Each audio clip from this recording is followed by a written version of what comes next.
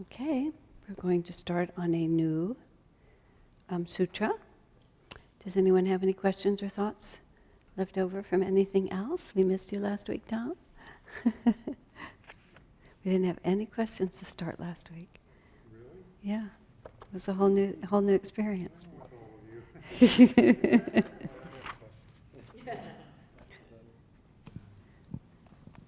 I wonder if you could talk about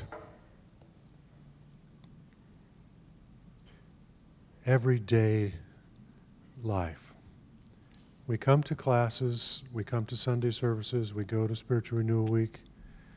We get real, genuine inspiration and thrilled to the core of our being sometimes. And then it's Monday morning. And you got to get up and you got to put one foot in front of the other and you got to do what you got to do. And I'm reminded of a saying that the Peace Pilgrim says in her book quite a bit. She said, "It took a little while for the livin' to catch up to the believin'." And so I'm certain Patanjali's got something to say about Well, he has that. nothing but something to say about that. But you actually, Tom,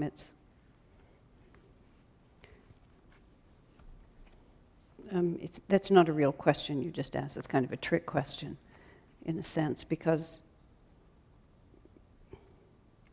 you get inspired, you fall from inspiration, you seek more inspiration. You get inspired, you fall from inspiration, you seek more inspiration. You know, every single thing that Patanjali has in here is about, right attitude. We haven't gotten to right practices and so on, but it's all about right attitude and how you think. And it's just, in this moment, what am I doing with my consciousness? And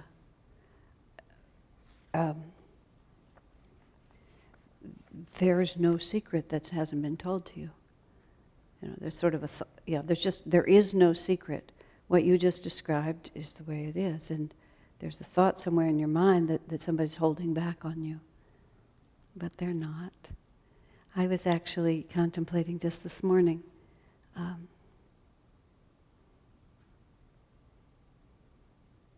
I was contemplating the word freedom. Sort of what makes a person feel free or not free. There's a kind of grace that you ride, and you ride it. I remember somebody was comparing themselves, talking to Swamiji, and one devotee was lamenting and was comparing herself to another devotee. Swami just looked at her and said, "Oh, it's going to be many incarnations before you're as free as that person is." It was just it was a startling statement when it was reported to me, because the person to whom he spoke it reported it to me. But he was just looking at her and saying, "That's not you. You're not going to be that way. You have a hard row to hoe, and that's what you're going to have to do. Don't look at that one. They've already walked it. You haven't." It was just like that. But so if you get up on Monday morning and you've lost all the inspiration you have, that's the definition of your life. And the more readily you relax into it and not keep imagining that there's some other route than the hard, slogging, boring, depressing struggle to get freer, you're in the revolt a little bit. A lot of people are in the revolt. That's why I love that bird story. This is just what is.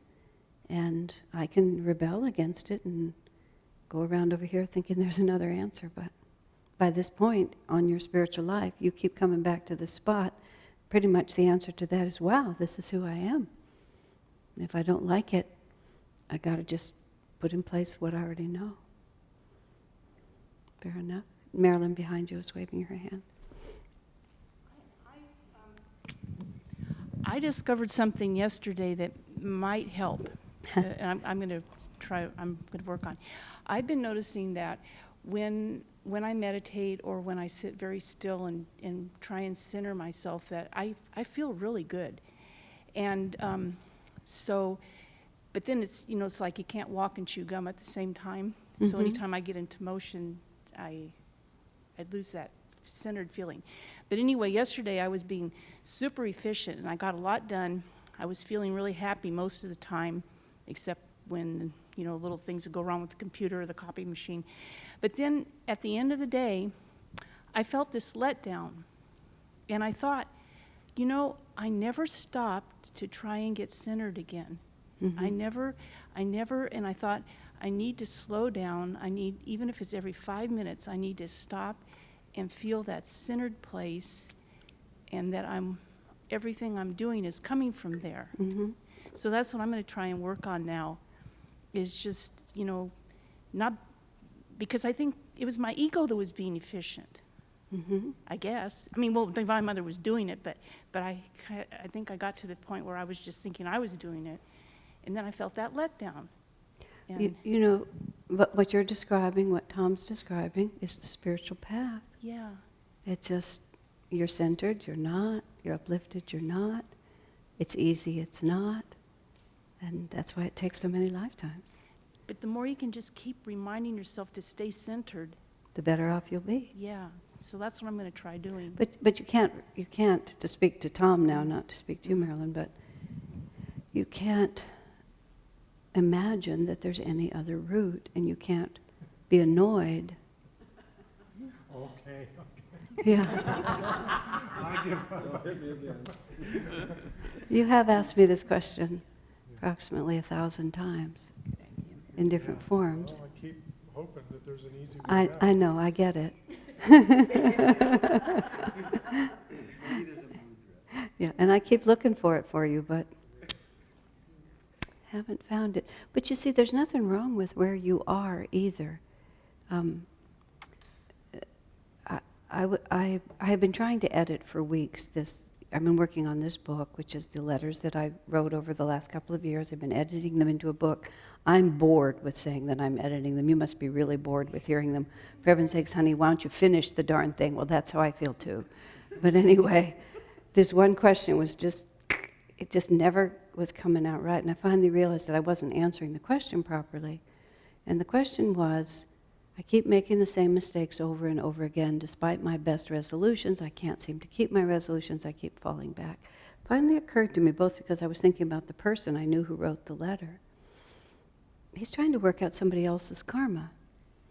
He gets up in the morning and he makes a resolution to do something that is not his own next step. And then he fails at it.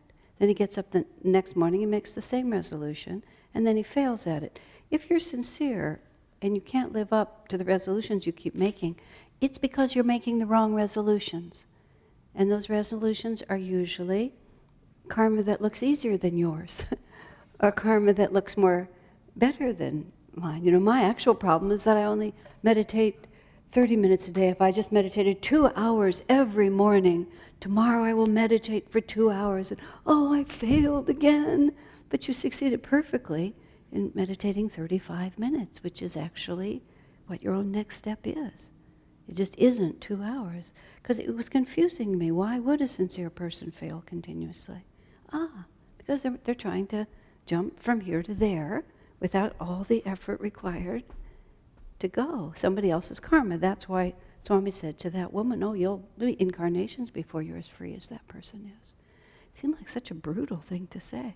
But I really understand why. Because that woman's energy was all involved in jealousy and longing.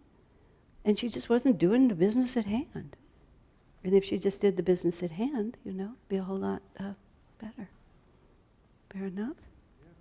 Yeah, and it's just, the hard thing is, the really hardest thing on the spiritual path is, wow, this really is what I have to work on. This really is genuinely my actual next step. You've heard me tell that story about Swamiji, talking about how to be a householder, basically how to be a lay member. And his whole instruction about how to be a lay member was how to be a world-renouncing renunciate. And when I said, sir, you should talk to them about how to be lay members, he said, I am. I'm telling them what it looks like to be a complete renunciate, so don't even try it. That was his words. Don't even try to live the way I do, he said. You could never do it. He said, just do what's appropriate for you. But that's a really hard thing to get, because we want to. But that's just ego. I mean, this is much worse ego than just getting up in the morning and thinking, I'll just watch a movie before I get out of bed. I mean, that's just getting up in the morning and watching a movie before you get out of bed. That's all it is. But trying always to be something you're not is just a complete and total confusion of the fundamental. You can't make any decisions properly then. You just make one dumb decision after another because you're making decisions for somebody else and they don't work. That's among other reasons, and I have my own reasons for this, but that's why I never think about being liberated in this lifetime. Because for me, that's just really not a good plan. It's a much better plan for me to think, we're doing fine. You know, we're making steady progress, and whatever it's going to be is going to be. Because I don't want to get outside myself. Because I don't want to make resolutions I'll fail at because they're the wrong ones. I'd rather, be surprised. Whoa, look at that. Less karma left than I thought. Just easier. Yeah, it's okay. We're good stuff. We got really good karma. We're a heck of a lot farther down this road than a lot of folks on the planet. And I don't mean that with pride. I just mean that like, whew, and we're much more likely to continue to progress if we're just comfortable than if we set up all these complexes, because then you've got all this boing back energy going all the time. Because if you make the wrong resolutions, continually fail at them, then you begin to think of yourself as a spiritual failure, when you're not a spiritual failure at all. You're just not that person. You're this person. And it's a way of avoiding the real work. I'll make big resolutions and fail at them, and then I can be really depressed, and then I can watch 2 movies before I get up in the morning because I'm so depressed. It is how it works. Doesn't work, That's how it works to not work. Been there, done that. Know that story really well. Not going back. Yeah. Okay. I hope it helps. Any other questions or thoughts before we go on? Sarah.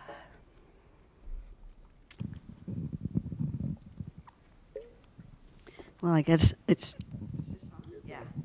just more of the same thing. As I really agree with what you're saying, and wow, I think it's, what am I going to say? Give oneself a try, without trying to be egoic, give oneself a little credit. Hey, I did that. Mm-hmm. It's so much easier. Humility is self-honesty. Yeah. I Look like at that. me, I found the spiritual path. I recognized a God-realized master. I took Kriya initiation. I practiced Kriya. Yeah. I love God. I energize. I live in a spiritual community. I have spiritual friends. I don't go out carousing on the weekends. I'm faithful to my wife. I don't drink anymore. Make long lists. Yeah. Lists are really, really long. I'm honorable in my work. And so there's a few edges over here. It's all right. Yeah. You can do better than that, but everybody has the way that they have to work with themselves. Everybody, that's why I say I have my own reasons for what I do, but I'm not really saying it's the only way. It's just I have reasons for doing it because it works for me. Okay, any other thoughts or questions? I can't tell you how many times, in how many classes, and how many ways we go over and over and over and over that point. And there's also what Master said, what Swami said, that most people left Master because he shone too much light on their own karmic state, and they couldn't bear to see themselves that clearly, so they ran away from his light. In other words, the inability to see yourself honestly caused them not to be able to stay when they had the karma to be with Master. When he was there, they couldn't stay because they didn't have the self-honesty. It seems to me, therefore, it's a really important quality to cultivate, is just comfort with your own reality, so that when the light comes closer and that reality is exposed, you're comfortable in it. And that's why all this over and over, God loves you just the way you are, God loves you just the way you are. You see, it's very, I'm teasing you a little because we're old friends, but this is not a small thing. So it's just gigantic. And the more completely comfortable you can get in it, the stronger you'll be for the long haul. You know, we want attitudes that make the wheels run well. We don't want attitudes that cause the wheels to constantly go like that, even though it looks like it's a better way. You know, what vow are you going to take? I'm going to take the Nayaswami vow. Why would you take that vow? Because it's the top vow. It was an actual conversation. Oh, okay. You know, we're not talking about padding your SAT score so you can get into Harvard, you know. This is between you and God. There's no faking this.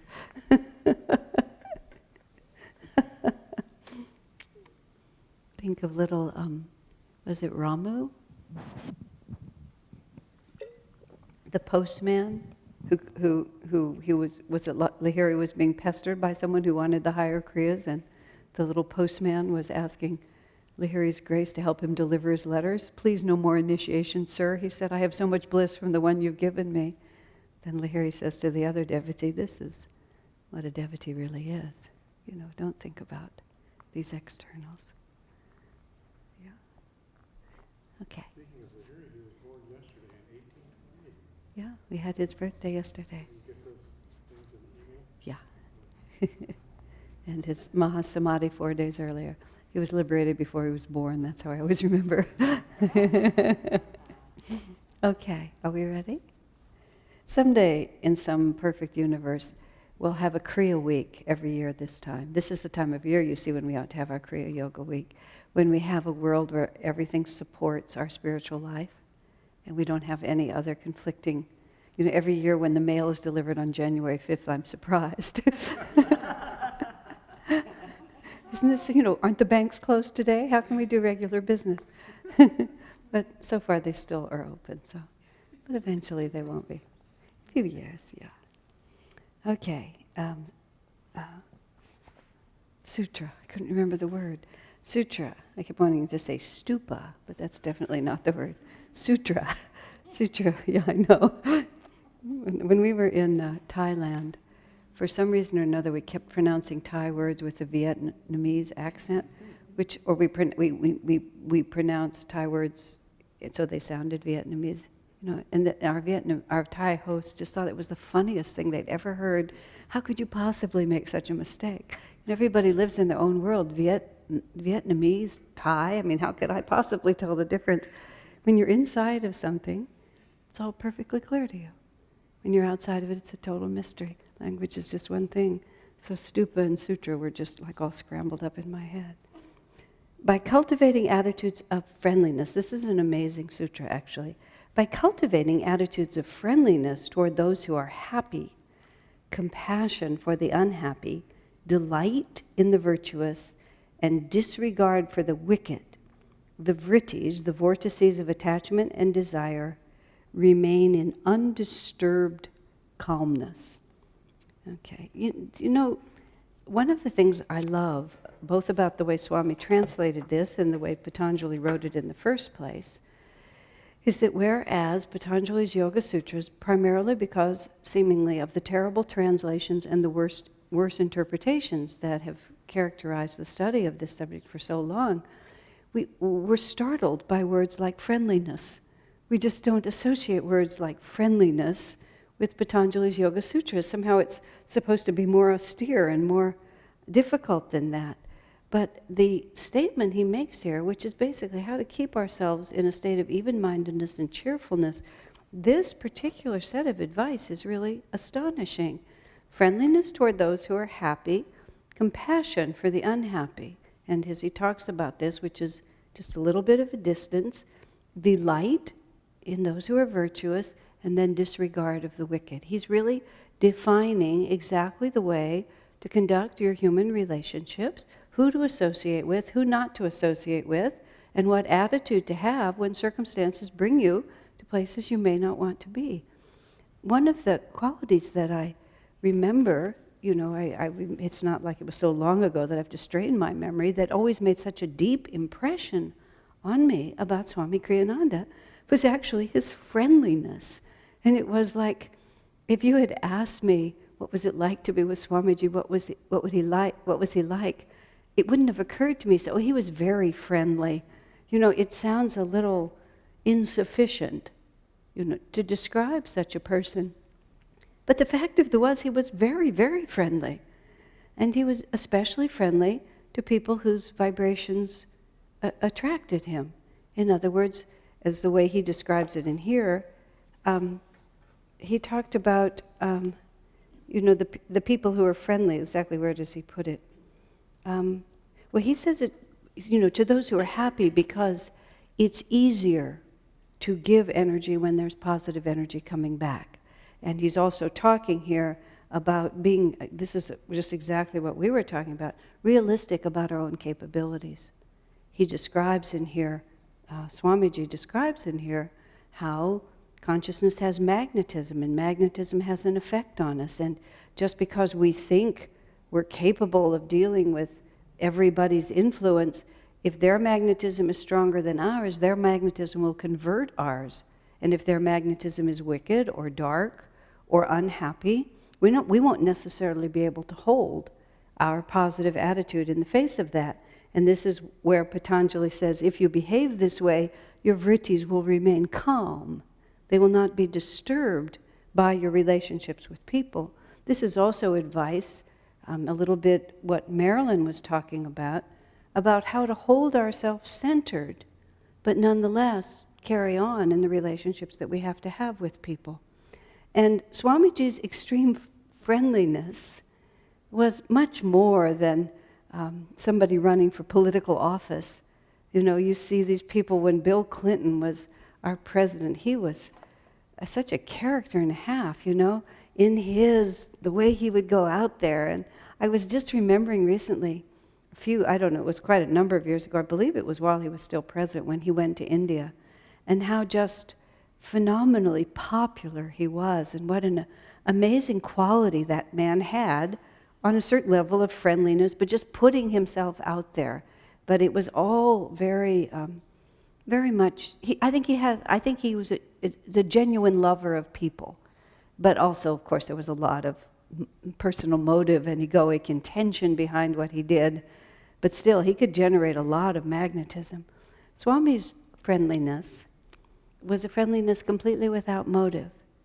It was, as he describes it himself, it was just this kindly attitude that he would have. And whenever you see somebody who's receptive to that kindness, then it's even easier. You're not having to break down their barriers. Their energy automatically draws you in. I had a very interesting conversation with this woman who lived at Ananda but had a very ambivalent attitude towards Swamiji. She was always very suspicious of him. And she had a lot of criticism in her mind of him all the time. And a lot of times people would tell me stories or come to me to try to resolve confusions they had because of interactions they had with Swami that were often imaginary, that they would just become extremely self-concerned and these imaginary thoughts would come to them. So this woman told this story, and at first I had the inclination that it was imaginary, but then I really decided it probably wasn't. Swami, this was quite a few years ago, and Swamiji had been away for some months, and he'd come back to the community, and they were having an open house at the Crystal Hermitage Garden, and she was there, and he came into the room, and even as he walked in, she started thinking all these critical thoughts, questioning thoughts, critical thoughts, just she couldn't help herself. She was just a person who was full of doubt and criticism. She just started thinking of all the ways in which she just didn't like him. And she said he walked right toward her, but just before he got to her, he turned and he went this direction. So she was sort of using this as further evidence that her criticism was valid. And so, as I said, my first inclination was to say, well, somebody probably called his name or something like that. But then I thought for a moment, I said, think about this. I said to her, you were there and you were just emanating unwelcome. You were just emanating, I don't particularly like you. And, you know, even though I'm trying to put on a good face, I'm not happy to see you. He's walking toward that.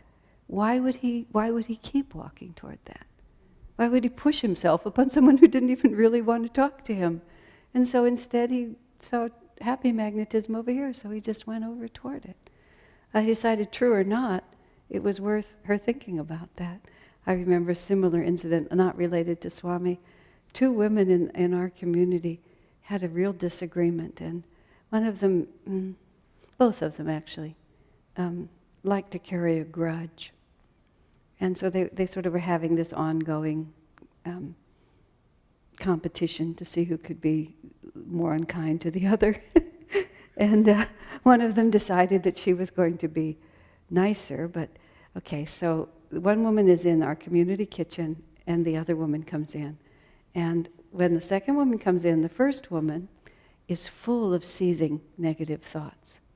But she doesn't articulate them, she just says, hello, like that. The woman coming in says, well, if you're going to be like that, and she turns and walks out. So the woman who had only said hello comes to me with just this outrageous accusation. I said, what were you thinking? And she admitted that she was thinking a whole lot of critical, terrible thoughts. But because she'd only said hello, she thought she was innocent. I said, do you think it's not all happening at the same time? I mean, better that you did that than, a whole explosion of unkindness, but you're not innocent at all. She just felt it as soon as she came in. But you see how disrupting all this can be? And that's why he says, if you want to keep your vrittis calm, start by giving friendliness to those who are happy, because it's much easier. Just, in other words, where you feel simpatico, where you feel the energy. And then if people are unhappy, when I was starting, let me go back to Swamiji for a moment here. Swamiji had one purpose in life, and that purpose was to spread Master's teachings and to spread the vibrations of bliss. And as he got older and older, he simplified it more and more. The only purpose of life is to be blissful and to share your bliss vibrations with everything, with everyone. Just became simpler and simpler. But earlier in his life, when he was more involved, when he was more interactive and had more of a social personality, I would just watch him in every circumstance. He would try to extend friendship. And if it was reciprocated, he would give more. And if it wasn't reciprocated, he would just pull quietly back into himself. He never forced it on anyone, but he would always just see how far he could go and see what a person would receive. I remember vividly being with when we used to go to Goa, which we did often, which is in India, and it's a province that was owned by Portugal, run by Portugal for a long time. It didn't become part of India till 1961, so it's a little bit different there.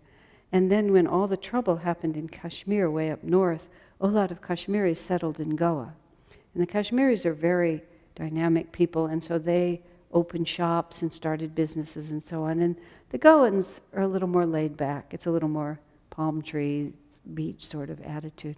So there's a certain resentment among the Goans because the Kashmiris have come in and the Kashmiris have gotten richer than the Goans were.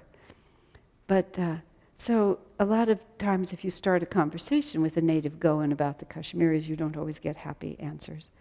So we were in the taxi with Swamiji, and we had the same taxi driver for several different trips. And the Goan man's attitude toward all the Kashmiri shops, because we were often going to the Kashmiri shops because we had friends there.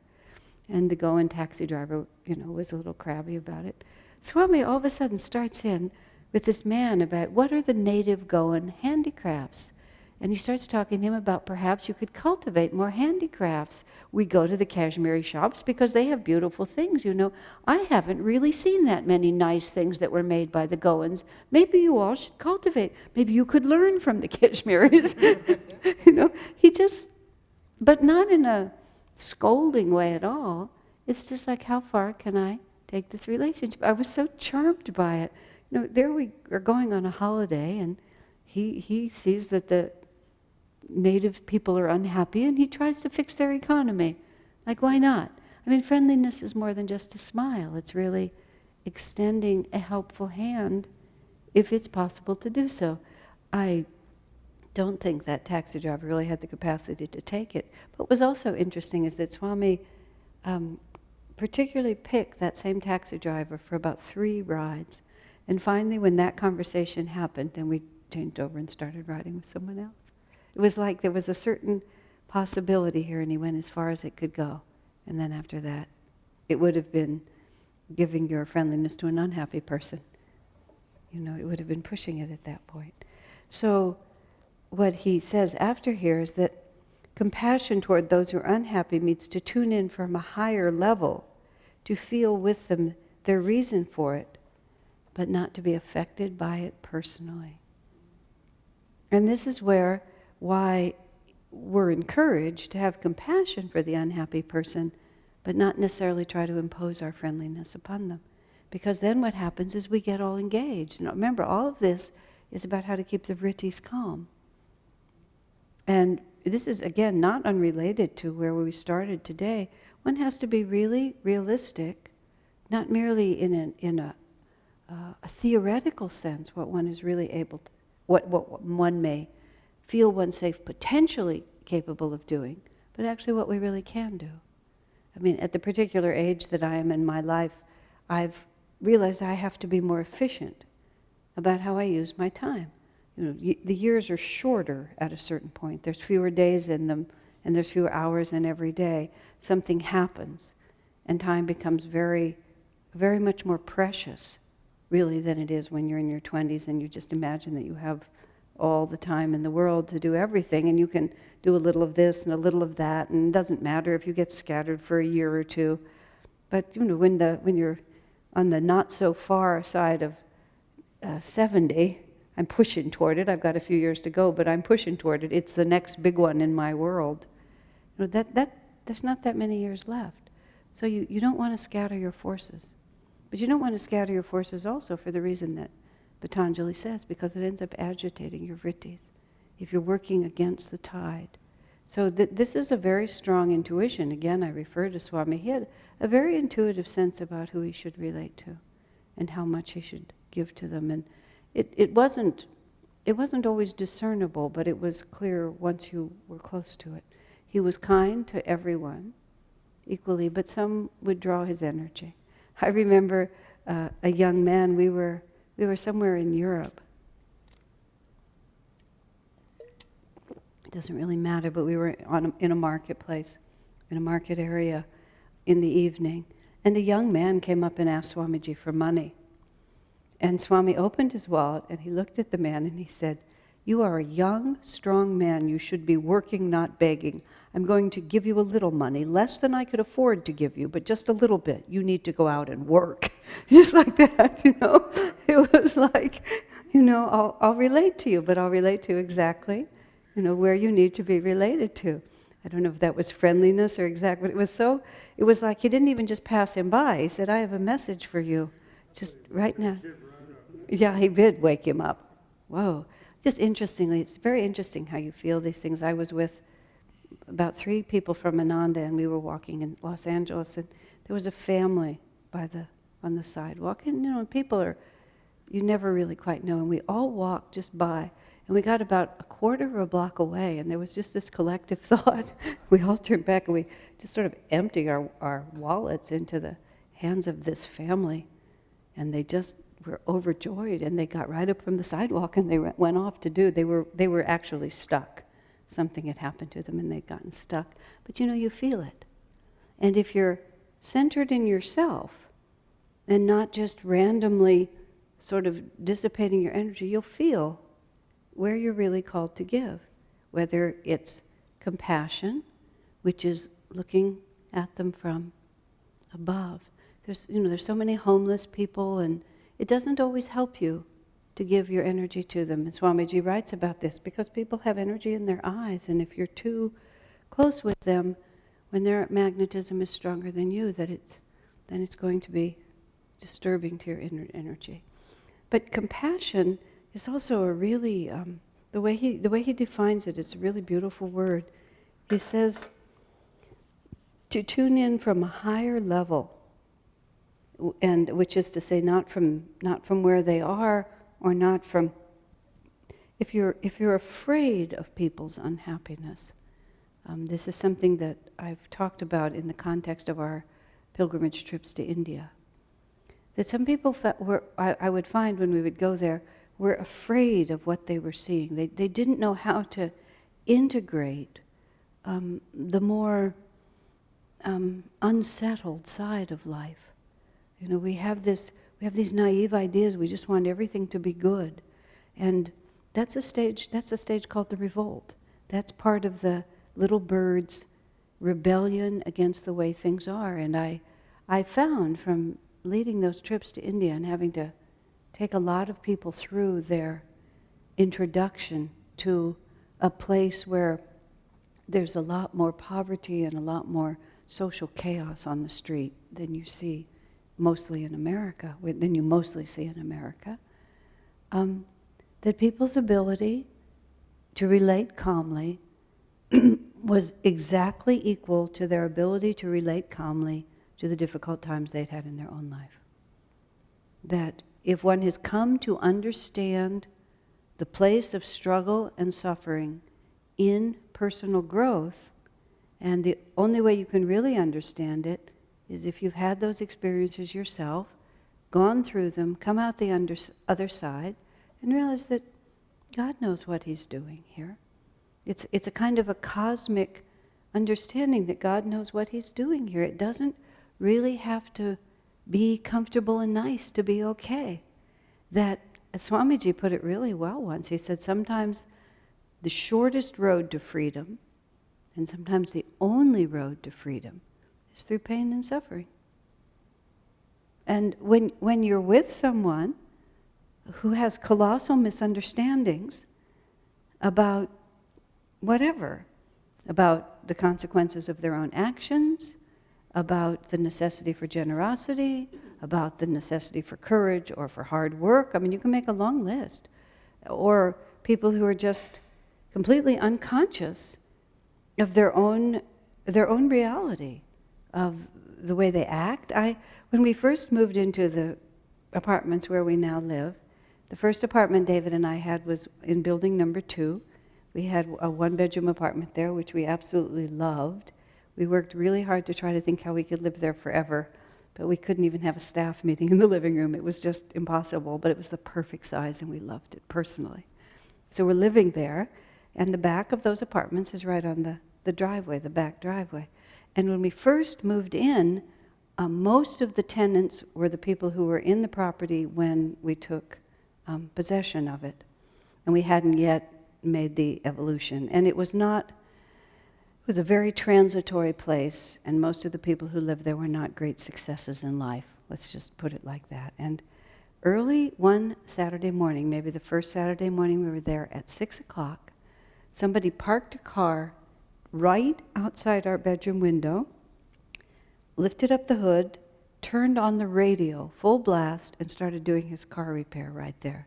I mean, it was 6 in the morning on Saturday morning, and he had his radio feet from the bedrooms right there. And it wasn't even so much that I didn't enjoy the radio station he was listening to, is that I found it astonishing that he could be so unconscious of the impact of his own actions. And, just looking at him out the window, I could see that he was a man who would also rail against fate if it mistreated him. And the relationship between his own actions and the impact and the karma he was setting up, it appeared to me, was a complete blank to him. Now, how is such a person ever going to evolve? He's going to evolve because the consequences are going to come back to him. I mean, it was a relatively small thing to wake up the whole apartment complex at 6 in the morning just because he wanted to listen to the radio, but it showed such an utter disregard for other people's realities that I'm sure every part of his life was like that. A disregard for other people's realities, then people disregard his realities and he's outraged, so he does it again to them. How would he ever learn? Except by that cycle. The same must be true when you see an impoverished person begging on the street, when you see a deformed person, when you see someone born with, very difficult karma that they have to face and overcome. Why would we not want that to happen? The only reason we want it to happen is because we hope it'll happen for us, don't we? We hope that we can plant all these bad seeds and never reap the harvest. Just go over here and get somebody else's karma. We all want somebody else's karma. There's this nuance of everyone wants to have the disease go away, but no one really wants to become healed, to actually do that, which makes them better. So we have compassion for people, but we have to have it from above, from the understanding that that's fine, you can come through this. When you have compassion from above, you also have confidence that they are going to rise. If you're just looking at them from below, you're as frightened as they are. But when the compassion is from above, it's fine. There was something really powerful that I read about the life of Saint Anthony. Saint Anthony of the desert, when he was out in the desert for decades, meditating and praying and becoming enlightened in the spirit. And then there was a great deal of chaos in the Christian world, and it reached the point where there was a period of time when the Christians were being martyred. And they were actually it was the time when they were being thrown to the lions and things like that. And Anthony came in from the desert, came in from his solitude, and moved among those Christians. And he was so powerful and of such a different order that he actually could go in and out where the Christians were being held, and no one ever arrested him. Can you imagine what kind of power he must have had? But here's something that was so touching. He didn't rescue those Christians. He didn't rescue them from martyrdom. He just gave them courage to face what they had to face. He comforted their fears. He inspired them to sing. He gave them the power of prayer so that they could then just walk off and meet their destiny. Because he was seeing it from above.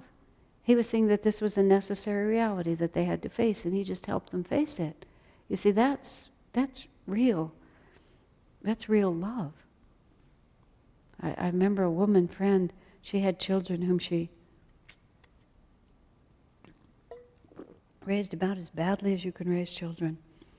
I mean, she was like a genius at raising them badly, because she never liked to hear them cry. So they just were absolutely spoiled rotten, and they didn't have any bones in their spine. It was just heartbreaking, really. Because whenever they didn't want to do something, she was always there telling them they didn't have to do it. Just as simple as that. I remember with Swami once he used reverse psychology on me. I was having a very difficult project, and he said, well, this doesn't look like it's working. Why don't you just quit? He knew me so well. Because, on one side I was just whimpering away at my helplessness. But when he actually said, okay, dear, you don't have to do it. Absolutely not, sir, I will. Remember, but Master talked about the disciple he had who had very little willpower. And Master said in front of others, this is my baby. I call him that because I'm babying him. And Swami described the man as just being very weak-willed. And then Master turned to this disciple and said, you don't mind if I call you my little baby, do you? No, sir. Swami said he didn't even have enough spine to be embarrassed. He just took it. I know, but mostly, if they know that we can do it, that's how we have to look at it. But you see, then we have to have the calmness in our vrittis, not to become agitated by the sadness of others. You can help people so much. That story of St. Anthony is so much. Just imagine what a benefit he was to them. Here he is, he's faced so much. He just vibrates with that power of nothing in this world matters except our love for God. And you're about to go be eaten by the lions rather than give up your fate. He just send you off to be eaten by the lions, but send you off with a kind of power. Remember the story of Master where the man came and the group came and they wanted Master to lead a violent revolution against the English in India? And Master refused to join them, but let them go ahead, even encouraged them. And then later they were captured and executed. And Swamiji said, why didn't you save them from that? Oh, it was their karma, Master said. It was a very important lesson they had to learn. It wouldn't have served them to have taken that away from them. Just a second, there's another thought I'm trying to find here.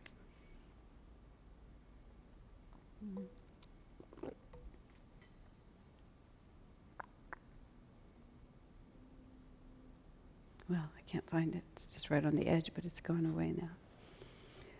So, any questions or thoughts about that? That's an extremely important point. Because you see, what he's telling us now is, When you see happy people, extend yourself in friendliness to them. When you see unhappy people, extend your heart in compassion to them, but you see you're held back a little bit, because this is how to keep from agitating your vrittis. Go ahead. I was just thinking of when you're talking about compassion from above rather than, below it. I was also thinking of looking at things with a longer viewpoint, because you're saying Swami was more easily able to be compassionate towards people from that higher consciousness. It's sort of also, to use a different analogy, closer to the center of the wheel, Yeah. where you can see more Exactly. outward and see that that's just a step in their, progression of incarnations, that this abject poverty or this wickedness or whatever it is that, you were talking about the people that had a lot of trouble with seeing that, and just remembering, the soul's long journey. Right, the soul's long Basically. journey, and the picture of the wheel, and being, if you're clinging to the rim, you can't see the perspective. If you're closer to the center, you can see much more of it. So you know that, yeah, this person's going to go through this unhappiness, and then it will resolve. It'll go into the astral world and it'll resolve. I had an interesting thought about that story that Swamiji has told so often about the disciple of Shankaracharya, who was very, very, Adi Shankaracharya, who was very frightened, and her guru, Shankaracharya, urged something on her, and she was anxious, but sir, what if I die? And he turned to her and he said, die then. And she fell over dead. As Swami said, without the compensating relief of being resurrected by her guru, she just fell over dead and was dead. But Swamiji, when he was telling it in this other context that I was listening to, he mentioned the fact that he was also on the other side to help her. I mean, think about that, because she was still his guru, and when someone dies, the master's not stopped. And oddly, and I could all just be making this up, but I had this whole picture in my mind. Remember, Swamiji tells the story also of when they were digging the swimming pool and how hard it was to dig the swimming pool, and he and Norman had those big piles of sand, and then they had to push the sand flat with a 2x4, and it was so hot and so hard, and Master kept pushing them until finally Swami felt this rising sense of amusement over the whole thing, and he stood back and he laughed. And Master said, oh, I was just playing with you. And Swami described how Master would push them, past the point of their comfort to the point where they would feel resentful, just to see, as he put it, which way they would break. To see if they could just feel Master's blessing underneath it and just then flow with it instead of pushing back with anger or ego. Well, I had this picture of this woman meeting Shankaracharya on the other side. And let's say she broke in the right way. And they both had a good laugh over the whole thing. Wow, I really went a long distance, didn't I? And I left you no choice, did I? I mean, I'm making it all up. Swami said nothing about it. But the fact is, he went with her. She died apparently in this world, but he went with her. He was on the other side with her. She had another chance immediately. And we have to realize that we always have another chance. Master never abandons us. And the question of forgiveness, as Master Swami tells the story of Master really scolding some disciple, and the disciple said, you will forgive me, won't you, sir? And the way Swami described it, Master was startled, even at the question. But of course, and just like all the scolding just went away. Well, this doesn't have anything to do with whether I love you or whether I'm eternally committed to you. You've just behaved badly and you have to behave correctly. And that's what Adi Shankaracharya did. Well, you're behaving so badly, just die. But it had nothing to do with their friendship, their commitment. And it behooves us to behave that way. That's exactly what is being urged upon us. Compassion from above. Ah, yes, we're all in this together. We're all rolling forward. Okay, let's take a break. Then we'll come back and finish this sutra. I've got the word sutra and stupa really mixed up in my head. I'm going to have to get them apart. Okay. That was 133 is where we are. Compassion. When I see somebody that's homeless, or somebody begging for money, or a little stray kitten, I feel sad, and I know I can't solve the world's problems, and I'm beginning to believe that this is the karma they have to go through. I can tell myself that. But it seems like, in a way, when I say that, I go to just being cold and numb, and I'm not really feeling compassion. I'm not letting the pain come into me and then being able to live with it because I'm in my center. And so I'm not truly compassionate. All you're describing, Marilyn, is a process. I mean, what's being described on the path of self-realization is not simple. It's not elementary. It's not accessible just at the first time you hear it. It is a lifelong practice. This is exactly the question that Tom asked me. So pay attention, observe, revisit, make a continuous effort, but don't even imagine for a moment that you can just by articulating it, achieve it. And you know, there's just so many levels of our own vrittis and our own samskars that we have to go through. The word I would try to achieve above all is calmness. Calmness. I would worry less about happy, sad. I would just try to be as calm as I can be in the midst of whatever experience happens, because you don't want to be dictating how you're supposed to feel.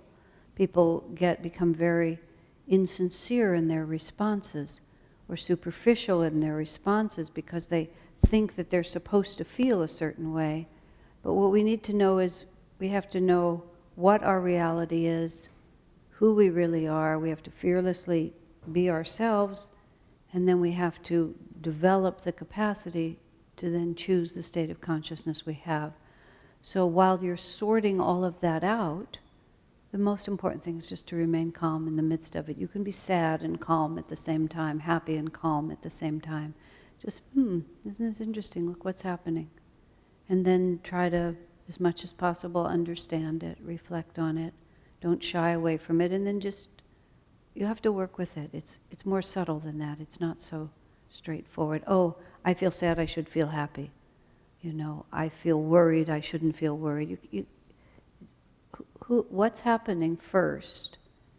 Then where is my level of consciousness? Then how can I shift it if I feel that I should shift it? So a step at a time, I guess, is what I'm saying. Okay. And if I feel like I need to help, then I should just go ahead and help if I can, and try and stay calm. Yeah, you should watch where your consciousness is coming from.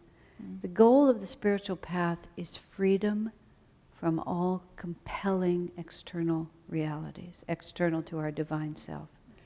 So even if we're behaving in a way that's generous, but that generosity is compelled because we're agitated unless we do something, then the first thing we have to become is calm. You know, somebody somewhere has to do something. I mean, that's the whole basis of social action. People are telling you somebody somewhere has to do something. Not necessarily. You have to feel whether or not the situation just should be allowed to play itself out, or whether I really have a duty to participate. You can't tell that unless you're calm. You can't tell that unless you have a very grounded, honest perception of your own feelings and where they're coming from. You know, I mentioned it earlier when I was a younger person. I rarely expressed I never argued. I rarely argued. I didn't fight with people. I didn't express strong, dissonant opinions. But I wasn't really harmonious. I was just afraid. So it wasn't about being nice. It was about being free. So I had to find out what I really felt about things, and then learn how to choose a different feeling. But I couldn't just choose a feeling without knowing who I was first, because then you're starting from ignorance and then pasting pretense on top of it, and you've just got an edifice with no foundation. People who come on the spiritual path without self-knowledge, and they don't ever want to have it because what they feel is buried in them is too unpleasant or frightening for them. So they take lack of self-knowledge and they paste upon it an external concept of who they're supposed to be. And they'll just try to go along like this, but almost always, sooner or later, you know, the foundation just gets washed away. A lot of sincere people do that. And if they're sincere, what happens is that sooner or later they fall to pieces. And when they fall to pieces, it looks like a bad thing. But from my perspective, when I have known what was really going on, great, they're falling to pieces, fabulous. The whole false edifice is going to come to ground now, and all the good karma of the sincere effort they've made will now come into place, and we can build it up again from an honest basis. Self-honesty is everything. Otherwise, when you come close to the Guru, you have to run away. Does that, I mean, that was a complicated answer, but it's a complicated question. Okay. Thank you. Sure. Anything else? All right, so we have compassion. Then we have this wonderful phrase, which I've never really thought of it this way. Delight in the virtuous means delight in virtue, because first one is experienced in himself, and then also the delight one feels in the presence of someone who is more virtuous than oneself is an aspiration toward perfection, a longing of the heart. I never really thought of, for example, our delight in Swami's company as just the delight in someone who's more virtuous than us. And not everybody likes people who are more virtuous than them. You know, sometimes they don't like them at all. They don't want to be around spiritual people. They don't want to be around people who are calmer and more generous. They find them dull, or they think that they're frauds. You know, the woman that I was describing whose energy caused Swami to make a right angle turn, you know, she didn't trust his virtue. She didn't really believe in his virtue. She didn't delight in it. She distrusted it and criticized it. Haven't we often met people who are like that, who they don't like people who are too good?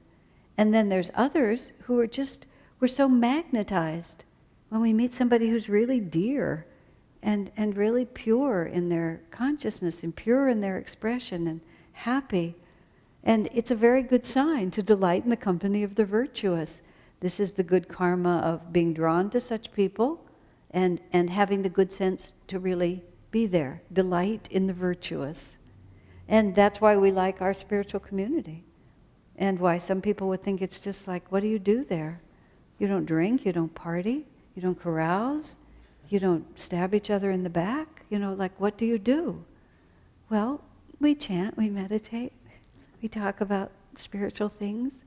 Then every so often we clean the temple. Wow, what an interesting life. You know, I mean, pardon me? We buy farms and we do a lot of interesting things in truth. But there is this goodness about it. And we need to cultivate that in ourselves. In fact, Swamiji's music is always a very interesting fact. Because we've been working with the movie Finding Happiness, and we've been trying to communicate it and share it with people who are not necessarily on our wavelength, the music it's very interesting how people respond to the music. In fact, we've altered the movie several times to try to get especially the scenes where the choir is singing, to make them easier for people to relate to. We had more scenes of just the choir singing and just the faces of the people singing. And we left a lot of that music in, but instead of having the visual be the choir itself, we added lots of scenes of the community. For those of you who saw the movie in July, you saw that. If you've only seen it in April, you haven't seen the changes. But it was because people just had a hard time. In fact, some of our professionals in Los Angeles, when we did the focus group showing of the movie, and there was a certain amount of when we asked people afterwards to tell us what they liked and didn't like, people had a little trouble with the church choir, especially, I mean, you're dealing with a very worldly Los Angeles crew, and the church choir is just not a concept they like. Later, one of our professionals said, "Do you all really do that?" I said, "You mean wear rainbow colors and stand up and sing all the time?" Like we do. You know, I said we don't always wear the sparkly gold shoes, but, you know, which the choir members were actually wearing. But sure, we stand up and do that all the time. And the music has a certain innocent simplicity to it. We even have, if you watch the movie, we have Juliet, the character, we even have a voiceover where she makes some comment about the music does seem kind of innocent and simple, but after a while you really tune into it. I mean, she's articulating the thoughts of the audience by saying that, because it's hard for people just to delight in that kind of simplicity and goodness. We're so pseudo-sophisticated, especially in America, But it's true all over the world, but especially in America, where sort of the harsher and uglier things are, the more sophisticated they are. And so when we come on like little children in our rainbow colors and our gold shoes, Mañana, friends, the world will still be there. It's just like, it's hard for people to take us seriously. Are all their marbles still in their head? But yes, of course they absolutely are. But you do reach a point where you just delight in that, in simple virtue. And we need to cultivate that in ourselves.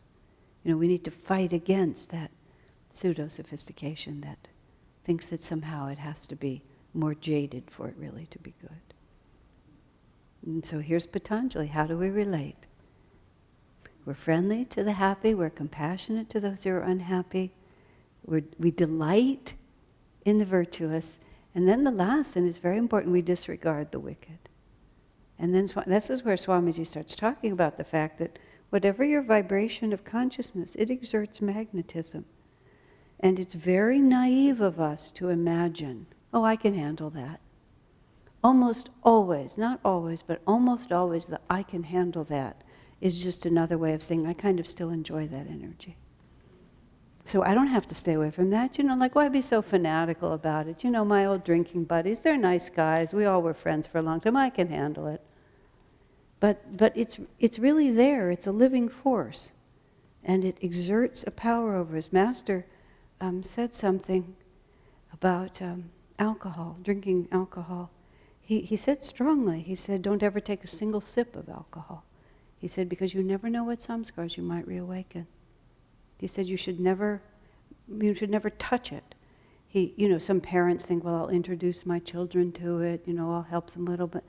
Master was emphatic about that. Of course, I think he was so emphatic because he knew what he was fighting against. There's an article in Clarity magazine by a devotee up at Ananda Village, Brinde. She wrote it herself. She talks about years and years of struggling against alcohol addiction. She said her grandmother gave her a sip of wine or something when she was maybe 11. She said instantly she wanted more. She said just a sip, she wanted it like that. I mean, when I read that, I thought, wow, that's just exactly what Master said. But think about it. Somebody dies on the street of alcoholism, and he dies wanting alcohol, and he's born again. I mean, the desires don't go away. Merely because you crashed and burned in this lifetime doesn't mean you have learned your lesson. And I mean, that's just one small thing. And if you have a tendency to like gossip, if you have a tendency to be worldly, if you have a tendency to delight in the suffering of others, if you have a tendency to get agitated over various things and you just hang out with people who are like that, don't think for a minute that you're, as they say, you can cut onions and have your hands not smell like onions. We have to be very protective of our own vibrations. And Master talks about spiritual bodyguards. And it was a rule in Mount Washington that you never went out by yourself. You always went out with someone. It was for two reasons. One was it kept you more on the straight and narrow. You would be less inclined to sort of go off and do something because you thought no one was looking.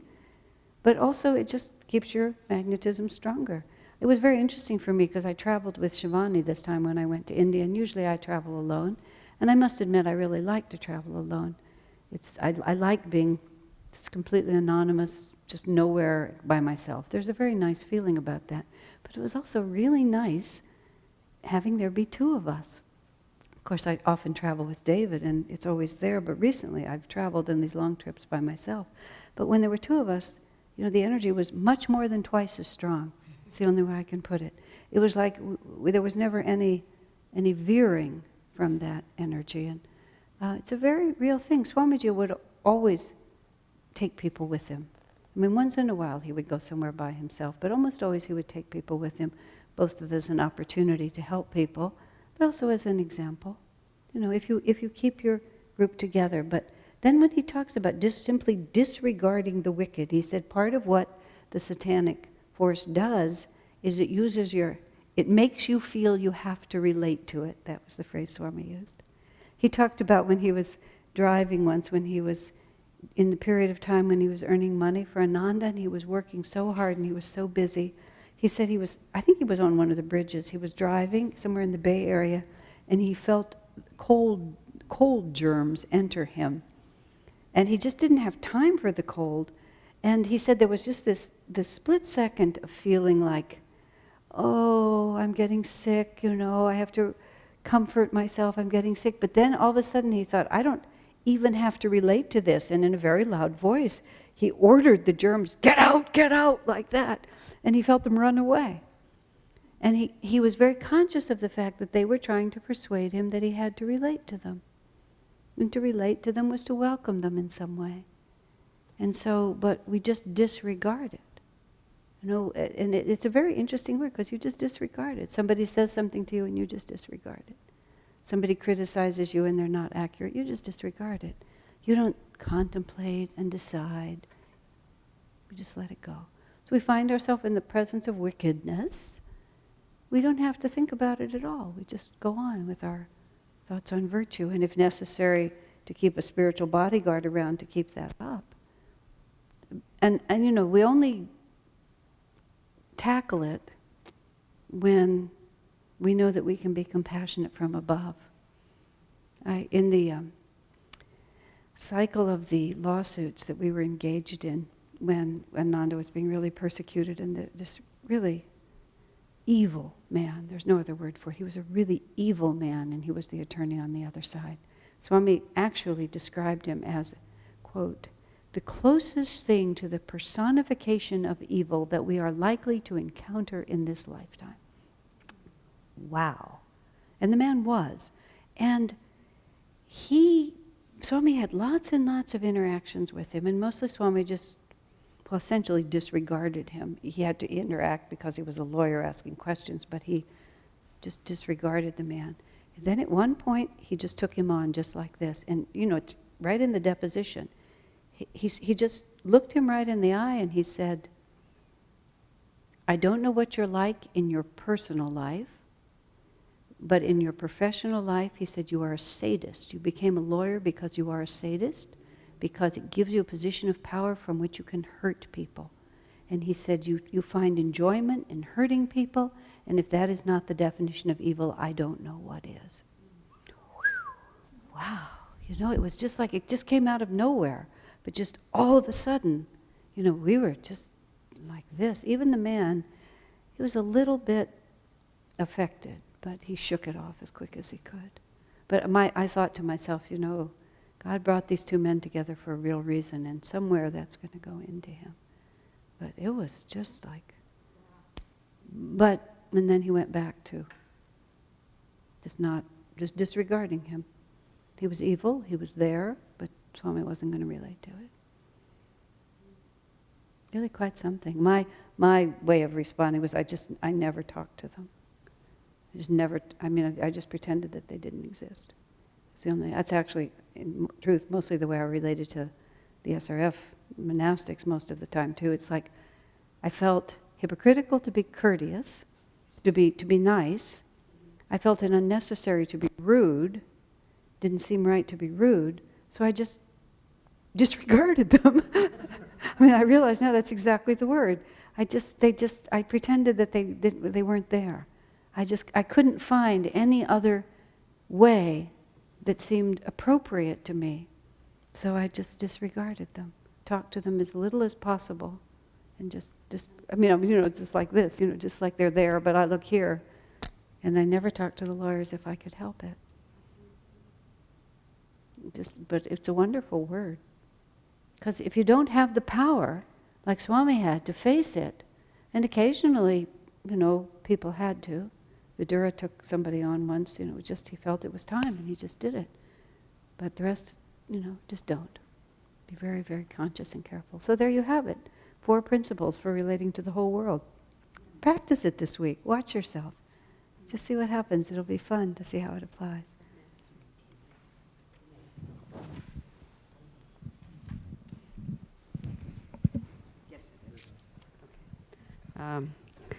What about relatives that you have to deal with? This may be going on too long now, but I have What if the wicked are your own family? Huh? well, I think I'm improving a little bit. I don't lose my temper easily, and I'm feeling a little more compassionate. And then I try not to talk on the phone too long. Well, you're answering the question yourself, Yeah, which does is that sound pretty you good? constantly fight the battle. Master said that, our family is given to us sometimes so that we can learn well, his actual words were, sometimes love draws families together and sometimes antipathy does, so that you can fight it out in close quarters. That's gruesome, isn't it? But it's the truth.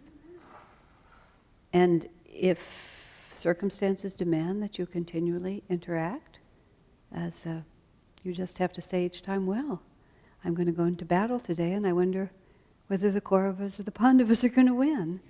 And after the battle is over, you just have to ask yourself, who won that? And then you have to be realistic. I mean, merely because people have a biological relationship with you does not mean you have to maintain connection with them. But if you do, then you just consider it a God-given appropriate challenge.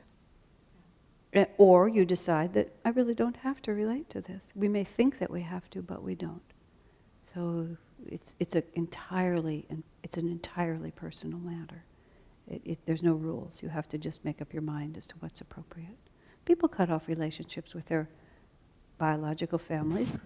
When I asked Swami a question related to this at one point about relating to family, he said basically, have they given you any reason to cut them out of your life? Have they asked you to give up the spiritual path? Have they been, something like that? I said, none at all. He said, well then you must be kind to them. There's no reason not to be.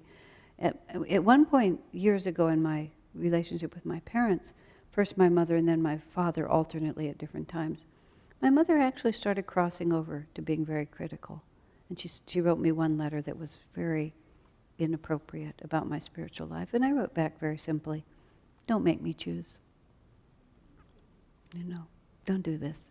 Because if you do, I won't be relating to you anymore, and that would really be a shame. And then later my father sort of went there, and I said the same thing. Don't go there. It will have no effect on me, but it will make our relationship impossible. I really suggest you don't go there. And both of them had enough sense simply not to, because they knew I meant it. There was no playing around with this. And so they never did. Mostly they were very supportive. They were alternately supportive, not supportive. It was their issue, not mine. So, and sometimes you just have to put up with people. They're not strong, and they're not happy. And there you are. And they belong to you. And you've got them for a good reason. Okay, I think that will be our end point for tonight. Thank you all very much. So we made it through 133, and so next week we will go to 134, maybe even to 135.